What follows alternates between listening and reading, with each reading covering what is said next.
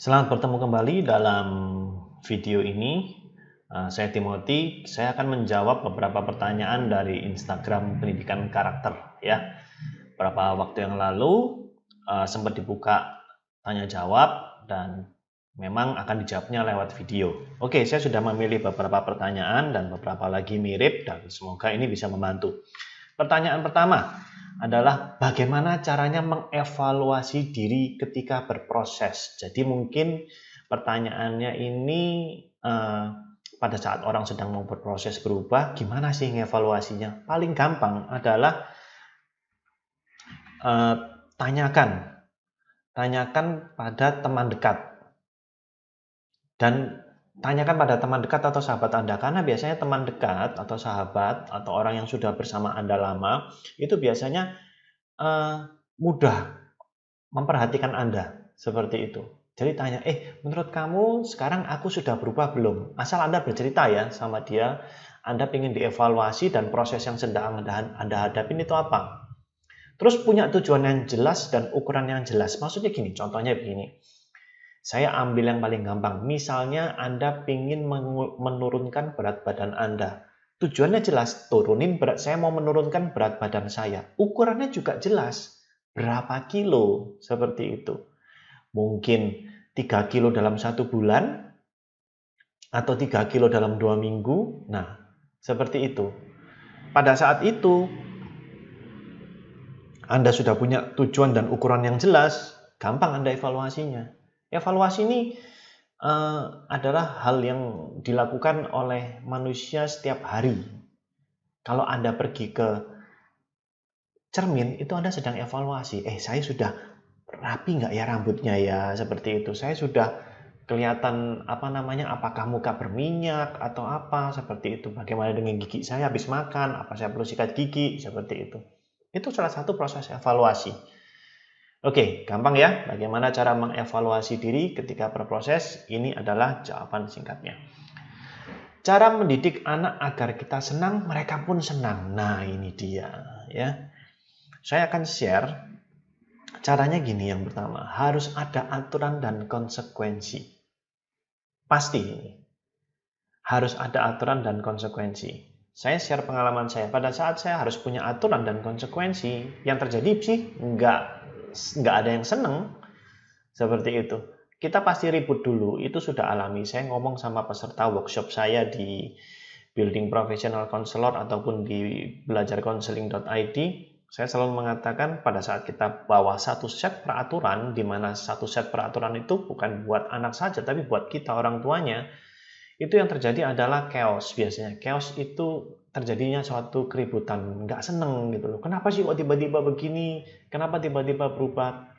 Tujuannya aturan itu kan untuk namanya saja aturan, mengatur supaya teratur seperti itu. Pada saat teratur, ya kita orang tua senang dan anak pun senang. Dan yang terjadi, ya kita sudah nggak pernah ribut lagi seperti itu.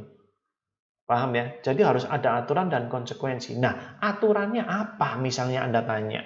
Ya sesuaikan dengan apa yang paling isu apa yang paling sering keluar di dalam keluarga Anda. Misalnya anak Anda sering pulang malam karena dia remaja mungkin. Ya itu bisa dibuat. Tapi orang tuanya juga harus konsekuen. Ya sudah, jam paling malam pulang adalah misalnya jam 7 malam. Ya udah, semua sudah masuk rumah jam 7 malam. Seperti itu. Ya. Kalaupun orang tua buat masalah ada konsekuensinya. Lalu harus disiplin menjalankannya. Seperti itu. Jadi jangan buat aturan seminggu jalan, seminggu enggak, habis itu seminggu lagi sudah tanpa aturan lagi nanti. Paham ya? Jadi ini harus konsisten, tetap terus dijalankan. Memang akan menyita energinya orang tua, tapi kan Anda mau berkeluarga, punya anak kan sudah pilihan, dan menikah itu kan buat orang dewasa. Hanya orang dewasa yang bisa berpikir seperti ini. Seperti itu. Saya melihat ke depannya, saya akan bawa keluarga saya ke depan bagaimana. Seperti itu. Paling gampang contohlah sekolah. Di sekolah itu aturannya jelas nggak? Jelas. Konsisten nggak? Konsisten. Seperti itu. Beragam latar belakang, macam-macam anak. pola didikan orang tua dan apapun di sana masuk ke satu sekolah aturannya sama. Kamu melanggar ada konsekuensi. Ada nggak anak yang nakal? Ada nggak konsekuensinya? Ya tetap ada. Seperti itu. Dan mereka happy-happy aja. Nggak ada ceritanya sekolah bubar gara-gara ada satu anak nakal atau anak berantem. Nggak ada. Konsekuensi pasti jalan. Seperti itu. Ya. Jadi aturan itu harus ada untuk agar mereka senang, anak-anak senang, kita pun senang. Seperti itu. Ya. Oke. Mendidik anak yang sering membantah orang tua tanpa menyinggungnya. Waduh. Ini mungkin orang tuanya adalah orang tua yang nggak mau ribut sebenarnya. Tapi anaknya suka ngajak ribut. Repot ini. Seperti itu. Terimalah dulu kenyataannya. Maksudnya, ya sudah, anak Anda harus dididik dengan lebih baik lagi. Caranya nomor satu adalah pahamin personalitinya. Pahamin personalitinya. Kemarin saya juga beberapa kali saya dapat kasus seperti ini. Bahkan ini lebih serem ya. Maksudnya lebih serem tuh gini. Jadi gini. Ada orang tua punya anak, anaknya ini berani sama mamanya. Ini nggak satu kali toh saya terima seperti ini. Anaknya sampai mukuli mamanya. Seperti itu. Dan apakah ini anak? Enggak, anak ini sudah umur remaja, umur 12 tahun. Saya cuma bilang, ini kalau nggak diatasin 5 tahun lagi, mamanya bisa bonyok nih. Kalau saben anaknya minta sesuatu nggak diturutin, mamanya dipukul. Lalu yang saya ajarkan apa? Pahamin personalitinya. Anak ini pasti kecenderungannya adalah kolerik. Kolerik itu apa? Nanti Anda bisa baca sendiri, cari tahu sendiri di internet banyak. Seperti itu. Mamanya kecenderungannya adalah flekmatis. Flekmatis itu apa? Cinta damai, nggak mau ribut, mendem senengnya. Seperti itu. Lalu saran saya apa? Ya cari orang tua ataupun siapa yang masih anak ini mau dengar. Atau lebih singkat kata-katanya adalah siapa yang masih ditakutin sama anak ini. Suruh dia masuk untuk memberikan pengetahuan yang benar. Nggak bisa seperti ini. Dan orang tuanya harus berubah. Saya tahu orang tuanya nggak mau ribut. Tapi mau nggak mau harus dikasih aturan. Kalau anak nggak dikasih aturan, bahaya seperti itu. Ya. Harus buat aturan dan konsekuensi yang jelas. Kalau kamu mau mintanya nggak bener, nggak dapet. Misal seperti itu. Ini biasanya ya, kecenderungannya biasanya. Anaknya dulu waktu kecil, mungkin nggak mukul. Satu. Tapi dia teriak nangis, terus kemudian orang tuanya beri setelah dia teriak nangis. Makin besar, nggak sabar anak-anaknya. Teriak nangis, terus kemudian itu nggak membuat orang tuanya terenyuh hatinya. Kemudian apa yang dia lakukan? Udah kasarin aja, main pukul. Atau bisa juga alternatif lainnya, mungkin, tapi moga-moga enggak. Ini mamanya mungkin sering dipukul sama papanya, anaknya lihat, dia contoh. Seperti itu. Oh, gini toh caranya. Nah, ini yang bahaya kalau edukasi seperti ini. Anaknya mencontoh, terus kemudian dia membawa pola itu, programnya, dan kemudian dibawa sampai dewasa. Itu bahaya banget seperti itu. Ya. Dan harus diberikan contoh. Maksudnya diberikan contoh gimana? Ini loh caranya meminta sesuatu atau memperlakukan berlaku dengan orang tua itu gimana caranya? Harus dikasih contoh. Ya. Ini pasti nyinggung sih. Seperti itu. Namanya orang namanya membantah saja itu sudah tersinggung kok, makanya dia bantah. Ya. Oke. Berikutnya ya. Teknik-teknik apa yang dibutuhkan agar menjadi konselor yang baik dan benar? Nah, teknik ini misalnya ditanya ke saya, jawabannya itu banyak banget. Tekniknya macam-macam seperti itu. Ya. Ada banyak teknik sebenarnya, ada banyak teknik.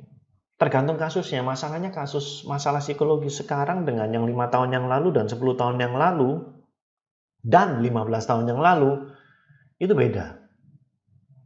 Seperti itu. Sekarang ini sudah jauh lebih kompleks, lebih canggih, dan Misalnya ya, dulu masalah ini dihadapin oleh orang usia 30 tahun, sekarang mungkin anak remaja 17 tahun sudah mengalami itu, seperti itu. Beberapa kasus saya melakukan itu.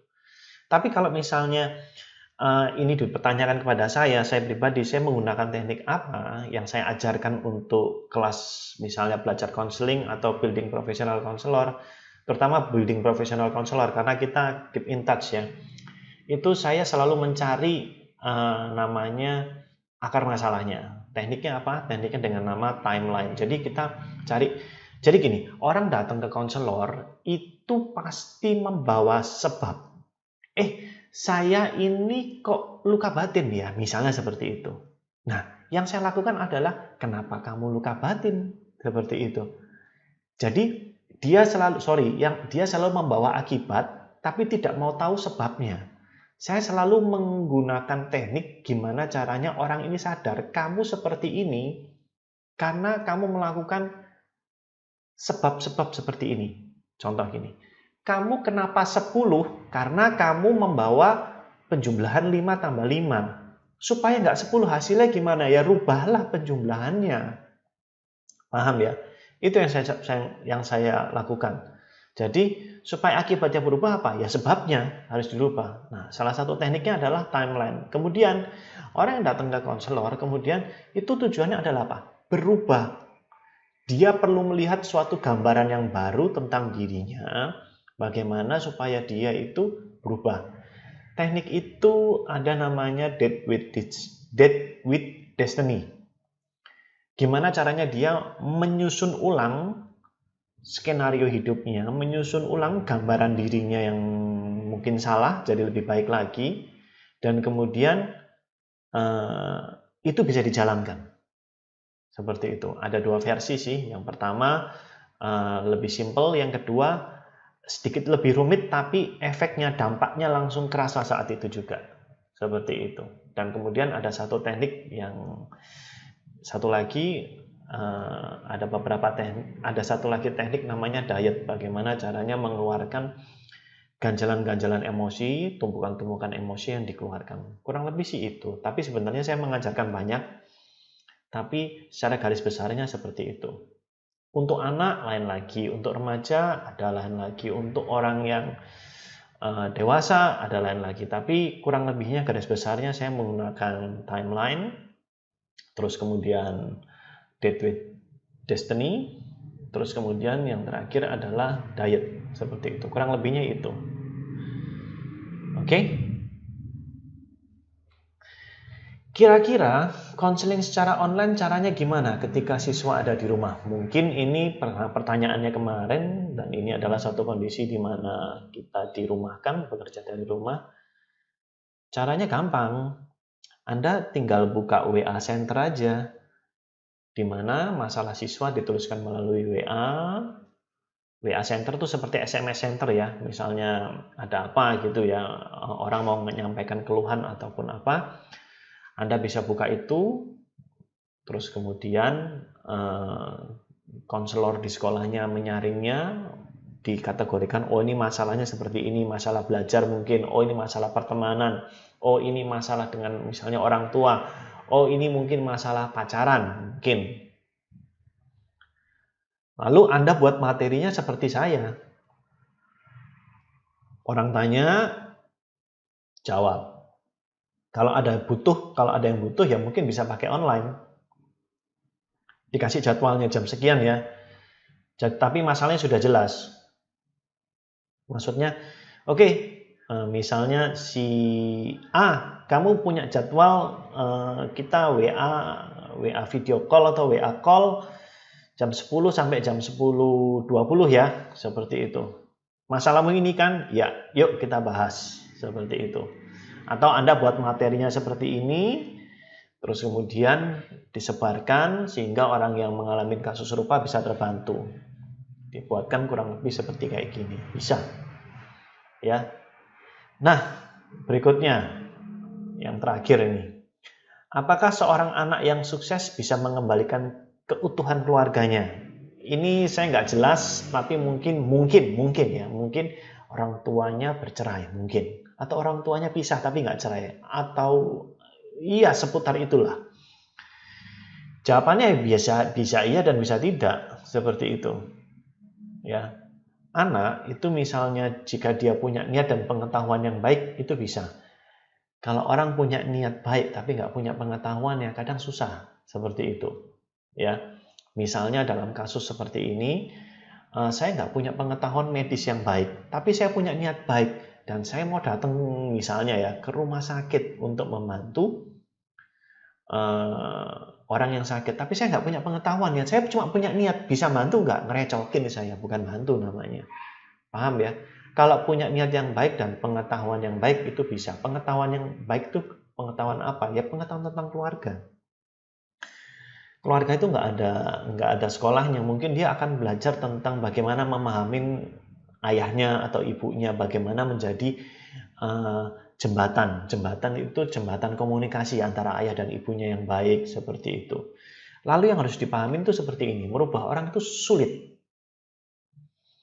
Karena kecenderungan orang tidak mau dirubah. Ingat, orang itu nggak mau dirubah, tapi mau berubah loh. Orang itu mau berubah, tapi sering nggak mau dipimpin untuk berubah, seperti itu.